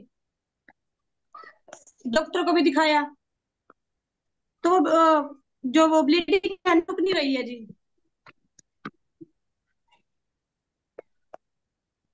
हेलो, आवाज आ रही है भाई जी? हाँ जी, हाँ जी, मिल रहा है जवाब आपको। हाँ जी जी। दीदी, वंदे मातरम। दी अब तक चल रही है मतलब कल से चल रही है या पहले दिन से ही चल रही है उनको? उसको मैम उसको ना 21 तारीख से स्टार्ट हुआ था 7th मंथ। ठीक है। तो अब आज होगी 11 होगी है, तो उसकी चल रही है। तो डॉक्टर से कंफर्म किया, तो डॉक्टर कह रहे हैं उसकी ऐसी ही रहेगी 9 मंथ तक, जब तक बेबी नहीं होता उसको। तो वो बहुत परेशान है मैम, दीदी सॉरी। दीदी वो शुरुआत से ही उनको चल रही है क्या? हाँ जी। ब्लीडिंग उसको शुरू दिन से ही चल रही है या फिर अब 11 नहीं तारीख नहीं को मैम, शुरू हुई है? नहीं मैम, 7th लगा था ना उसको, 21 तारीख से 7th लगा था उसको, जो पीछे ठीक गई है। है अभी। ठीक तो है। आज 11 हो गई है, तो उसकी चल रही है वो। आप उनको दीदी फिटकरी का सेवन करवा दो थोड़ा, और बत्ती फिटकरी में भिगो के उसको योनि मार्ग में रखनी है, गर्भाशय में रखनी है। और टांग की तरफ तकिया या थोड़ा स्थान ऊंचा करवा के लेटा दो। 2-3 दिन तक है ना, ज्यादा वर्क नहीं करेगी, ऊपर नीचे ज्यादा नहीं होएगी, तो इसी में ही उसको आराम आ जाएगा। और बाकी अगर उनके पास गांव से है तो आप मेरी बात करवा देना, कुम्हार की जो मिट्टी होती है ना वो बहुत अच्छा हाँ जी, काम गाँव करती से। है। गांव से है तो दीदी, जो कुम्हार मटके बनाता है ना, जिसमें हाँ जी हाथ मैम। भिगोता है और वो कुंडा रखा होता है उसके पास और उसमें हाथ भिगो के करता है वो ऐसे हर बार, तो वो हाँ जी मिट्टी हाँ। का पानी अगर पिला दे तो ठीक है, नहीं तो मुल्तानी मिट्टी का पानी पिला सकते हो। और योनि मार्ग में आगे आप बर्फ या फिर फिटकरी रखना बहुत जरूरी है, वो रखवा देना तो तुरंत रुक जाएगा। मैम फिटकरी कैसे, वो पोटली बना के? फिटकरी को आप बत्ती बनाओगे, थोड़ी मोटी अच्छा। बत्ती बनाओगे, उसको फिटकरी के पानी में भिगोगे बत्ती को, और वो अपने गर्भाशय पे रखनी है। Okay ma'am. ठीक है। हाँ जी दीदी। तो फिर और एक वो जो पानी है कुम्हार वाला, कुंड वाला, जो कुंडे का पानी बोलते हैं उनको, वो ले हाँ आएंगे। जी। जितनी बार पी सकती है उतनी बार पिए, जब तक पिए जब तक उसको जुकाम ना हो। जी दीदी। हाँ जी। ठीक है, इतने में रिजल्ट आ जाएगा। और अगर सामर्थ्यवान है तो गर्भ चिंतामणि रस का सेवन करवा सकते हो, वो थोड़ी महंगी आती है, आयुर्वेदिक मेडिसिन है, पर वो महंगी कौन सी आती है है दीदी? इसलिए हम थोड़ा दीदी देरी से बताते हैं। दीदी दोबारा बोलना, कौन सी है वो? गर्भ चिंतामणि रस। गरम चिंतामणि। रस आएगी वटी, पर वो है नाम उसका रस है। ठीक है। ये महंगी आती है, थोड़ी सी कॉस्टली होती है, 3200 रुपए के आसपास आती है एक डब्बी, जो अब से लेके 9 महीने तक उनको आराम से चल जाएगी। तब से लेके। हाँ जी दीदी। दीदी। ठीक है, और मेरा नंबर दे देना या गोविंद भैया का नंबर दे देना, आप एक बार उनसे बात जरूर करवा देना दीदी। आप थोड़ी सी है ना डरी हुई सी है, और इससे ज्यादा वो बहन डरी हुई मिलेगी हमें। नहीं, अभी फोन आया ना उसका मेरे पास, तो वो हाँ भी जी। घबरा रही थी, कह रही वो भी जैसे अब हाँ, तक मेरी ब्लीडिंग। तो और कह उनकी रही वो घबराहट रोकनी सबसे पहले जरूरी है, नहीं तो गर्भ गिरा नहीं गिरेगा तो भी वो ऐसे ही रहेगी कि मेरा तो गया। हाँ जी मैम, वो होता है नहीं, पहला बेबी है उसका। वो हो जाएगा दी, आप कन्फर्म इतना ही बोल देना, ठीक हो जाएगी, बाकी आप कुछ मत बताना, आप गोविंद भैया से या मेरे से बात करवा देना। जी दीदी, मैं आपका नंबर दे दूंगी इनको। जी दीदी ठीक है। धन्यवाद दीदी, जी बहुत दीदी, बहुत। वंदे मातरम।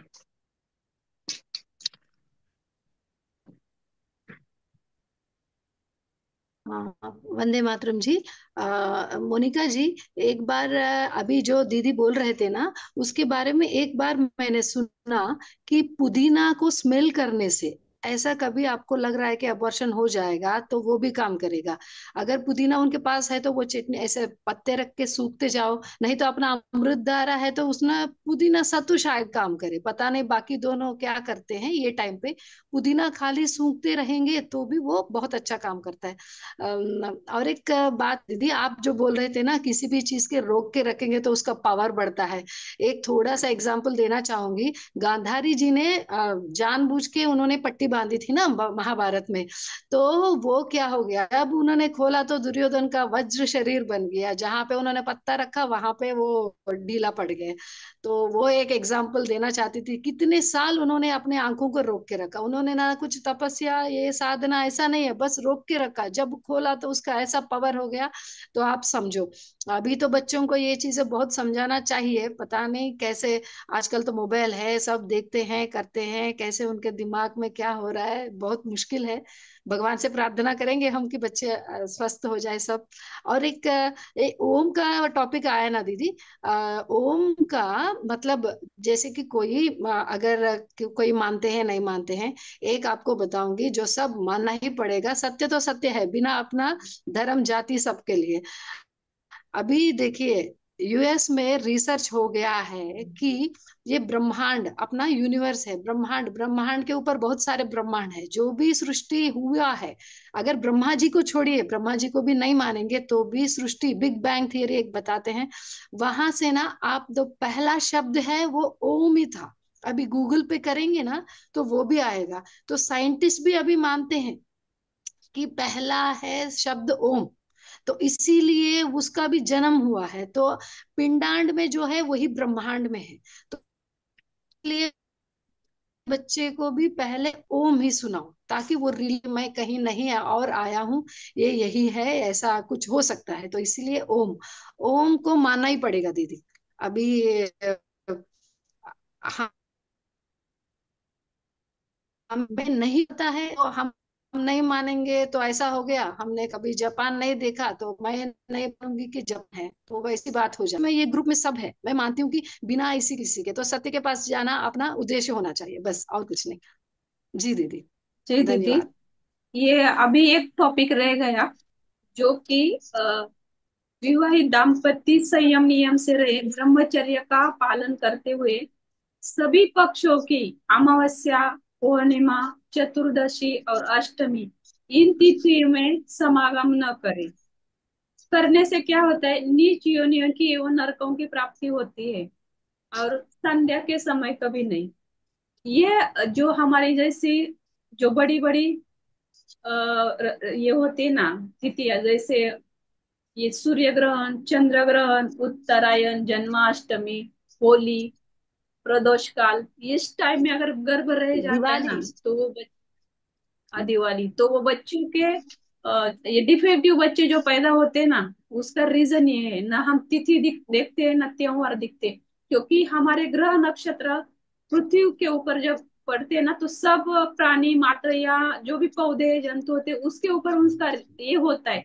जैसे देखो, जिनको भी मेंटल दिमाग का डिजीज होगा, वो पूर्णिमा अमावस्या का टाइम में उनके अटैक बढ़ जाते हैं। उसका रीजन क्या है, क्योंकि वो ग्रह नक्षत्रों का प्रभाव, सिंपल सी चीज हम समझेंगे कि जैसे समंदर है, उसको ज्वार भाटा आता है ना, ये तिथियों को, तो यही हमारे मन पे भी इसका प्रभाव पड़ता है, हमारे फिर वीर्य पे, सब पे पड़ता है, शरीर के जो धातु रहते हैं ना, सबके ऊपर असर पड़ता है। इसीलिए गर्भाधान करते समय इन तिथियों का दिमाग में रखें, नहीं तो जो विकलांग बच्चे पैदा होते हैं ना, ये रात्रियों में किए हुए बच्चों को फिर जिंदगी भर उनको माँ बाप को उठा उठा के घूमना पड़ता है, वो कितनी, उनका भी कितना उनको तकलीफ लगता है कि हमारे जाने के बाद इस बच्चे का क्या।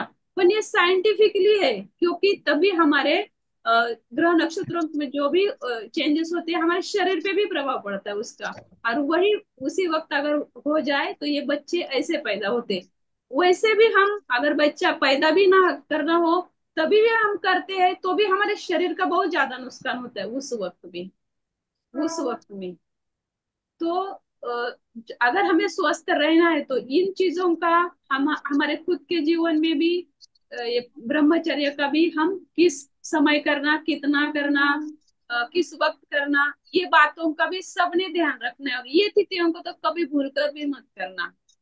जन्माष्टमी, चतुर्दशी, एकादशी, सूर्य ग्रहण, चंद्र ग्रहण, नवरात्रि, श्राद्ध, हाँ श्राद्ध के दिनों भी नहीं, क्योंकि तभी किया हुआ हमारा वीर्य जो गिरता है वो पितरों को पीना पड़ता है, तभी श्राद्ध पक्ष में कभी नहीं करना है।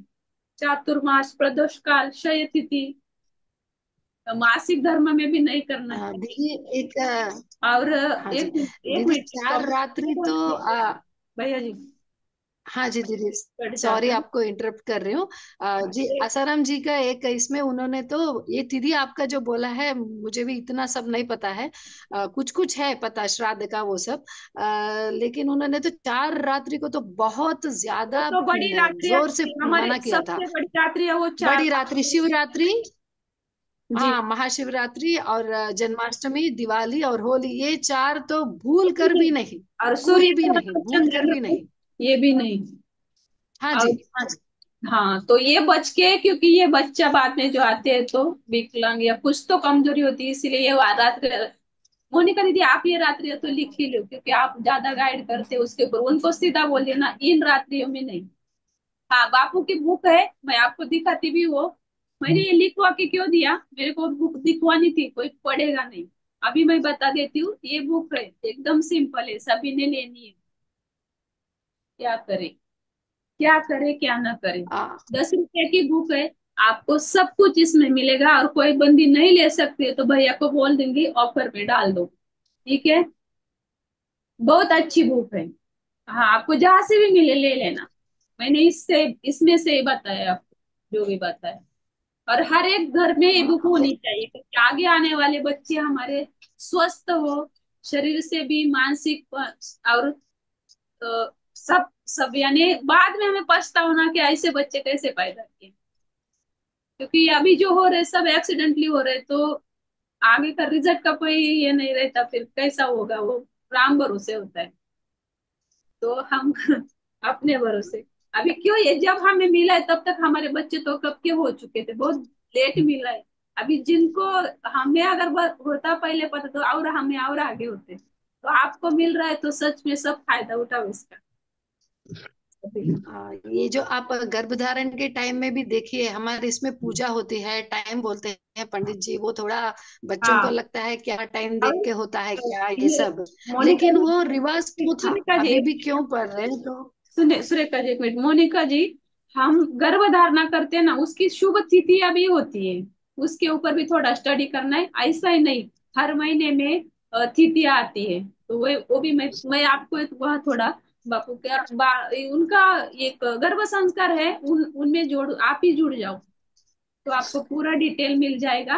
तो हम जो जो तिथियां होती, तो हमें ऋषि प्रसाद मासिक पत्रिका जो आती है ना बापू की, उसमें सब डिटेल रहता है, इस महीने में कौन सी थी शुभ तिथि है बच्चा गर्भाधारण करने के लिए, ज्यादा नहीं होती, कम ही होती, लेकिन बच्चे दबंगी आते। अभी गर्भ संस्कार जो चल रहा है, मैं देखती हूँ, वो बच्चे जब मिलते हैं या उनकी वीडियो डालते हैं ना, अलग ही होते हैं, उनका वो तेज, और उनको हर महीने हमें क्या खाना चाहिए ये भी सब गर्भ संस्कार में बताया जाता है, हर महीने कौन सा कलर का खाना चाहिए ये भी बताया जाता है। और बच्चे को ये स्वर्ण प्राश ये सब, या गोबर से ये जिन जिन डॉक्टरों ने बोला था कि ऑपरेशन वो नॉर्मल डिलीवरी की है, क्योंकि उद्देश्य एक ही है कि हम अभी बाकी का काम करने से मूल में ही काम किया ना बच्चों पे, तो आगे कुछ करना ही नहीं पड़ता। बच्चे इतने अलग प्रभावशाली, फिर उनको कौन सा म्यूजिक सुनना चाहिए, कौन से मंत्र सुनने चाहिए, उनको पूरा पैकेज दिया जाता है प्रेगनेंसी में, शुरू से लेकर डिलीवरी तक। तो मेरी सोच है कि तुम बच्चा रखते हो ना तब से ही गर्भ संस्कार चालू करो, क्योंकि आपको स्थिति से ही तुमको, यानी स्थिति भी बहुत अच्छी होना। देखो, आपको मैं एक कहना चाहूंगी, बापू ने कहा था सत्संग में कि आपको बीरबल पता है, बीरबल कितना होशियार था। बीरबल अकबर का खास मंत्री था। वो होशियार क्यों था आपको पता है? क्योंकि उसकी मम्मी भी बहुत होशियार थी, सच बात तो ये बोलो, वो उसने मंत्र लिया था गुरु से, और बीरबल ने भी सारस्वती मंत्र लिया था, इसीलिए उसकी स्मरण शक्ति, याद शक्ति सब प्रखर हुई थी। इसीलिए वो सबसे अकबर का नजीक था। लेकिन उसका जब एक उसका गर्भ धारणा थी, उसकी प्रेगनेंसी थी, उसको डिलीवरी थी होने को, तो तभी उसको एक रहते ना हमारे जो बताते वो पत्रिका वितरक बताते, उन्होंने क्या कहा, अगर इस वक्त बच्चा होगा ना, उसकी डिलीवरी आई थी, तो वो राजा बनेगा, और उसके पहला थोड़ा देर तो वो उसका मंत्री बनेगा, और उसके नीचे उसके थोड़ा समय पहले हुआ तो वो कुछ नहीं, गरीब, ये ऐसा ही बनेगा।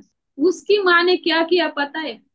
बोली नहीं, उसका तो डिलीवरी यानी होने वाली थी, उसने सीधा बोली मेरे पैर उल्टे लटका दो, सीधा वो उल्टे लटका के उसको जितना कंट्रोल हुआ ना, उसने शुरू में तो नहीं, जो राजा का सेवक है वहां तक तो वो नहीं, उसकी सोच थी कि मेरा बच्चा राजा ही बने। तो देखो, वो मंत्री तो बना ही, और उसके पास सारस्वती मंत्र की दीक्षा थी, और वो जपता था, इसीलिए वो इतना होशियार और प्रभावशाली थी। तो माताओं के हाथ में बहुत कुछ है, मेरे बेटे को मेरे को क्या बनाना है और मेरे को कैसा है। और चंद्र और कृष्ण पक्ष का भी है, मुझे लगता है चंद्र पक्ष यानी शांति, तो उसमें ऐसे विचारवान, ऐसे टैलेंटेड आएंगे।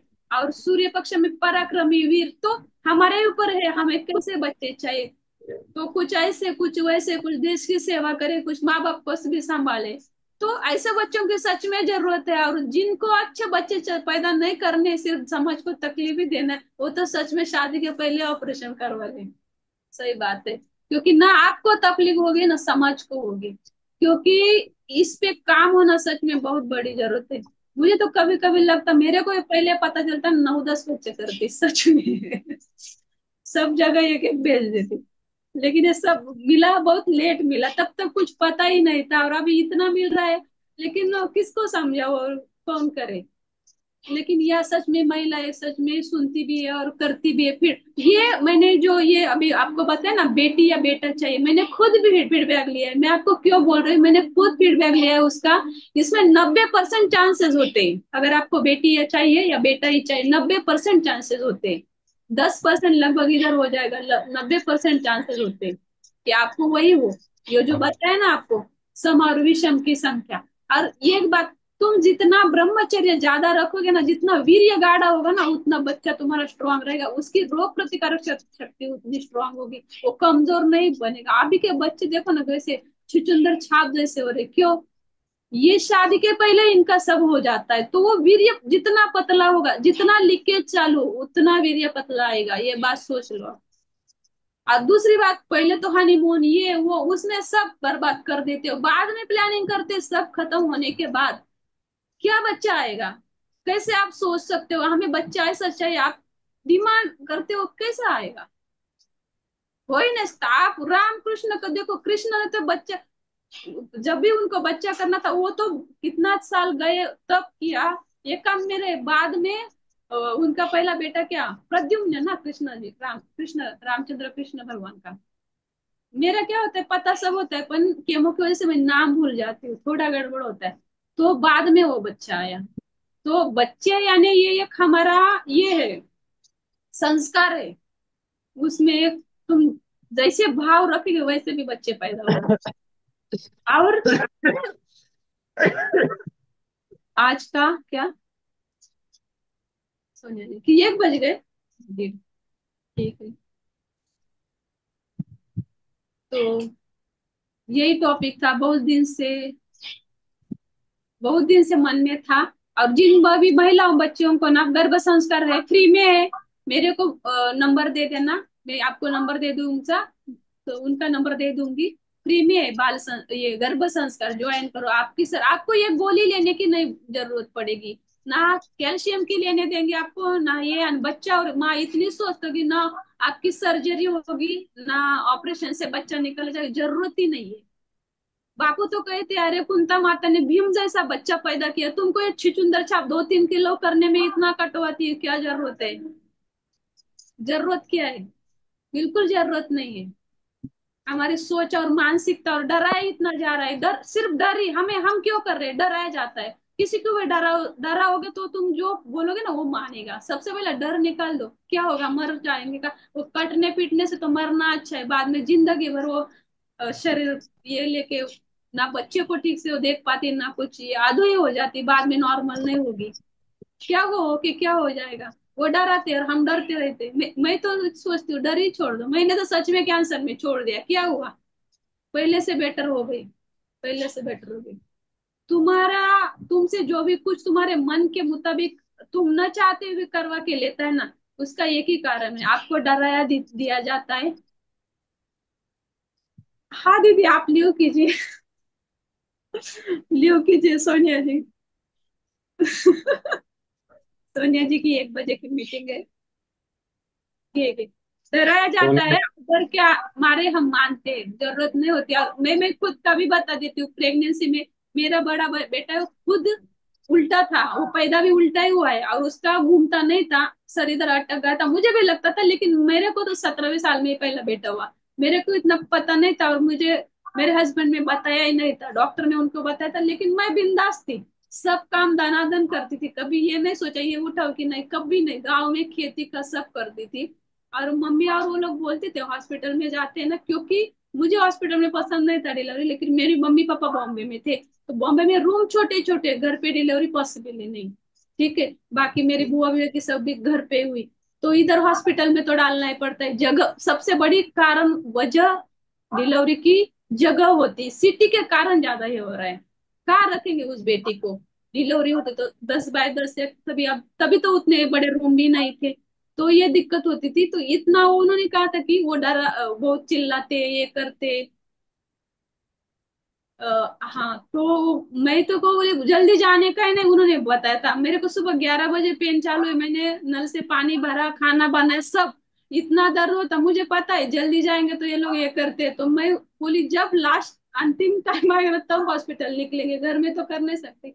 बाद में श्रावणी सोमवार था, उस दिन सबका व्रत था, मैंने बताया भी नहीं, इतना पेन था, जितना पेन बढ़े उतना ज्यादा मैं काम करती गई, सच बता आपको।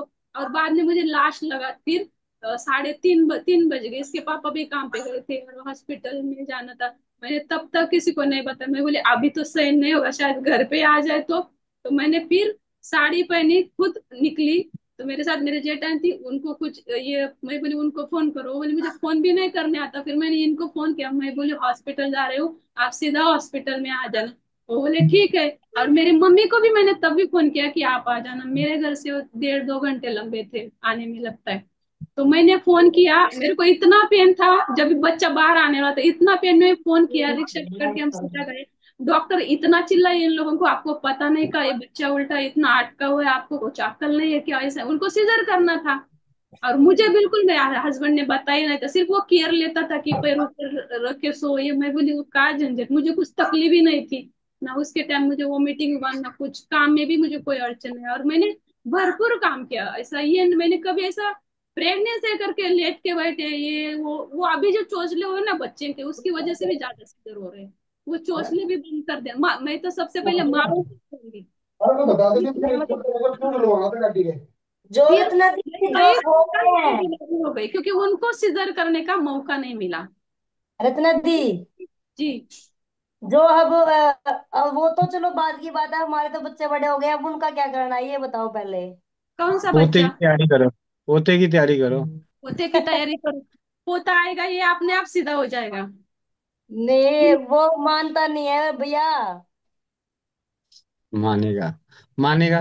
चलिए, एक टॉपिक इस पे भी ले लेंगे फिर कभी। आज के सत्र का समापन करते हैं। आप जी सभी का बहुत बहुत धन्यवाद। और जैसा कि आप सभी जानते हैं कि स्वास्थ्य फ्रीडम केयर और स्वस्थ समृद्ध परिवार के तहत सुबह 5 बजे योगा क्लास, 11 बजे ग्रुप एडमिन मीटिंग, शाम को 8 बजे अ, अनुभवों के साथ, स्वाध्याय के साथ स्वदेशी चिकित्सा की पाठशाला।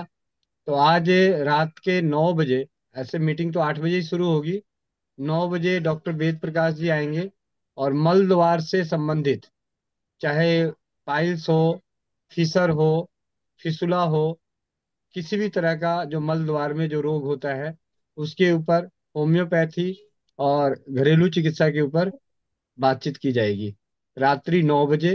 तो आपके अगर कोई जानकार हैं जिनको मल द्वार से संबंधित अगर रोग है, तो उन्हें 9 बजे के लिए जरूर बोलिए कि 9 बजे आप आए और सत्र में मिले ज्ञान का अपने जीवन में उपयोग करके स्वस्थ और समृद्ध बने। शाम को 8 बजे की मीटिंग चालू होगी। सुबह 5 बजे योगा क्लास, 11 बजे स्वास्थ्य फ्रीडम केयर। और जाते जाते स्वास्थ्य फ्रीडम की ओर से मैं बताना चाहूंगा कि जो भी परिवार स्वास्थ्य फ्रीडम केयर से जुड़े हुए हैं, अपनी आईडी को ओपन कीजिए। डिफॉल्ट पासवर्ड 123456 है। उसके बाद आप उसमें देखिए कि आपका पैकेज शो हो रहा है 1200 या नहीं। और साथ ही साथ आप अपने डायरेक्ट में टीम में वहाँ पे एक ऑप्शन है टीम देखने का। तो डाउनलाइन टीम देख के उनकी आईडी खोलिए और उनकी आईडी का पैकेज देखिए, वो पैकेज क्या शो हो रहा है। उसके बाद कुछ ही दिनों में आपके 499 की पिन जो है वो आपको ट्रांसफर कर दी जाएगी। जो नवंबर में 5 नवंबर साइट बंद होने के बाद जो साइट चालू हुई है, उस बीच में जिसकी भी परचेजिंग है, अपनी अपनी परचेजिंग डेट वाइज लिख के अपने ट्रेनर को दे दे कि मेरा ये ऑर्डर था इसकी, ताकि पहले से ही ट्रेनर के पास, ऐसे तो लिखा होता है सबके पास, फिर भी आप अपनी तरफ से व्यक्तिगत रूप में जो भी आपने ऑर्डर रिप्लेस किया है उसकी आप डेट उन्हें भेज दीजिए कि ये हमारी है। तो जब भी वो 499 का पिन आए, हो सकता है, कई बार क्या होता है कि पेमेंट ट्रेनर अपने पास से मोटी एक इकट्ठी पेमेंट करते हैं, तो पिन ट्रेनर ट्रेनर को मिलता है और ट्रेनर फिर अपने अनुसार आगे ट्रांसफर करते हैं। कई बार क्या होता है कि आपने 6 हाफ फ्रेंचाइजी का ऑर्डर किया और हाफ फ्रेंचाइजी का ऑर्डर आपका लगा दिया गया, तो वो 6 पिन आपके अकाउंट में ट्रांसफर होगा। और कई कोई ट्रेनर ऐसे हैं जो एक साथ 5 फ्रेंचाइजी की पेमेंट कर दी, दो की कर दी, उसमें हाफ आपके लिए भिजवा दिया, हाफ किसी और का भिजवा दिया।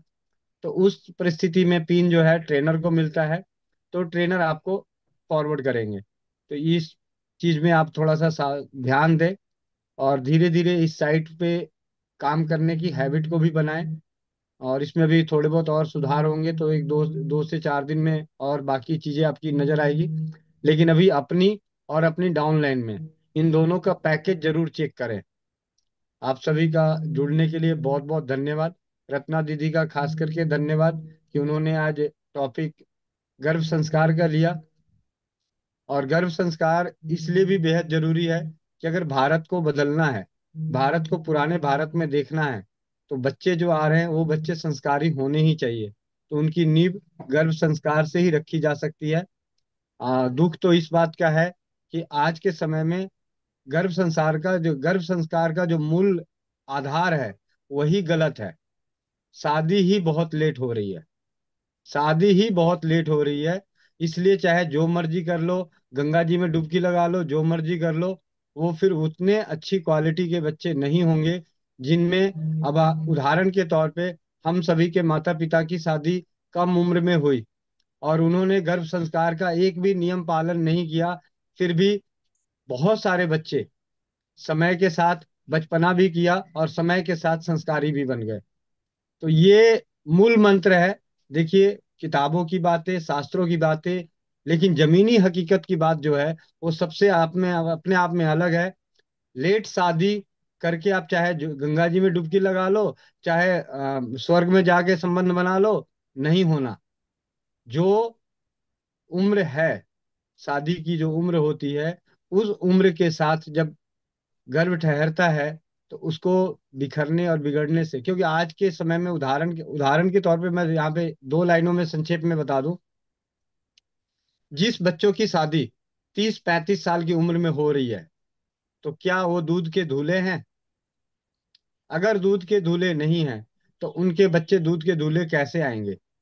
दूसरी, पहले कम उम्र में शादी हो जाती थी तो दूध के दूल्हे होने वो तो सवाल ही नहीं होता था कि वो कभी गलत राह पे हो, गलत विचारों के संग हो, गलत व्यवहारों के संग हो। ऐसा उनके जीवन में होने का मौका ही नहीं मिलता था। इसलिए गर्भ संस्कार का जो मूल मंत्र जो था कि कम उम्र में, मतलब समय रहते शादी हो जाना, कम उम्र में नहीं, समय रहते ही शादी हो जाना, ये बहुत जरूरी है।